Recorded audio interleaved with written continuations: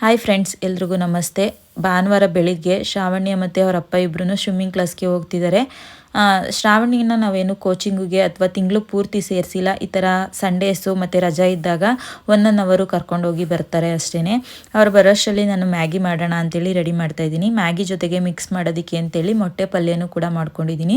ತುಂಬ ಚೆನ್ನಾಗಿರುತ್ತೆ, ಟೇಸ್ಟಿಗೂ ಇರುತ್ತೆ ಮತ್ತು ಕ್ವಾಂಟಿಟಿನೂ ಕೂಡ ಜಾಸ್ತಿ ಆಗುತ್ತೆ ಅಂತೇಳಿ ಈ ಥರ ಮಾಡ್ಕೊಳ್ಳೋದು.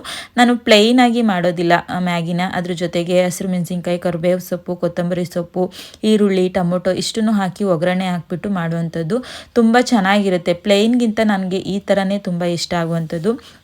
ನನಗೆ ಮತ್ತು ಶ್ರಾವಣಿಗೆ ಇಬ್ಬರಿಗೆ ಅಷ್ಟೇ ಮ್ಯಾಗಿ. ರಾಗು ಮ್ಯಾಗಿ ತಿನ್ನೋದಿಲ್ಲ. ಅದೆಲ್ಲ ಆದಮೇಲೆ ನಾನೊಂದು ಕಟಿಂಗ್ ಕೂಡ ಮಾಡ್ಕೊಬೇಕಿತ್ತು ಡ್ರೆಸ್ನ. ಹಾಗಾಗಿ ಕಟಿಂಗು ಕೂಡ ಮುಗಿಸ್ಕೊಂಡ್ವಿ. ಇವತ್ತು ಫುಲ್ಲು ಲೇಸಿ ಡೇ ಅಂತಲೇ ಹೇಳ್ಬೋದು. ಕಟಿಂಗ್ ಮಾಡಾದ್ಮೇಲೆ ನಾನು ಸ್ಟಿಚ್ ಏನು ಮಾಡೋಕ್ಕೆ ಹೋಗಲಿಲ್ಲ. ಅದ್ರ ಜೊತೆಗೆ ಇವತ್ತು ಒಂದು ಫಿಲಮ್ ಕೂಡ ನೋಡ್ತಾ ಇದ್ವಿ, ಟಗರು ಪಲ್ಯ. ಇವತ್ತಿನ ವಿಡಿಯೋನ